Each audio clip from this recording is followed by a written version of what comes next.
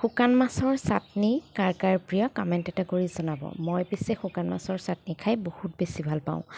মই কিন্তু বামলা মাছ সকলো ধৰণৰ শুকান মাছ নাখাওঁ দেই, মোৰ অকণমান অশান্তি লাগে। মই অকল মোৱা মাছ, মিছা মাছ এনেকুৱা ধৰণৰ মাছবোৰহে খাওঁ, তাকো সৰু সৰু হ'লে মোৰ বেছি ভাল লাগে। এয়া দেখিছে নহয়, মোৱা মাছ কেইটামান মই যেতিয়াই শুকান মাছৰ চাটনি বনাওঁ মোৱা মাছ দিয়েই বনাওঁ। মোৱা মাছটো অকণমান গৰম পানীত তিয়াই থৈ পেলাই খুব ধুনীয়াকৈ ঠাণ্ডা পানী দি ধুই তেল অকণমান দি পেলাই আদা নহৰু আৰু শুকান জলকীয়া দিব। কেঁচা জলকীয়া আপোনালোকে ব্যৱহাৰ নকৰিব। অকণমান ভাজি ল'ব, আপোনালোকে যিমানটো জোখত ভাজিব পাৰে, কিন্তু মই অকণমান ফুল ফ্ৰাই কৰিলেই মই বেছি ভাল পাওঁ, কেঁচা মাছ মোৰ ভাল নালাগে। তাৰপিছত মিক্সিত দি পিচি ল'ব। এয়া চাওক কিমান ধুনীয়া হৈছে, খাবলৈ বহুত বেছি টেষ্টি। এনেকৈ এবাৰ ট্ৰাই কৰিবচোন, খাই বহুত ভাল লাগে। আজিলৈ আহিছোঁ, বাই। এই ভিডিঅ'টো কেনেকুৱা লাগিল কমেণ্ট এটা কৰি জনাব, বাই।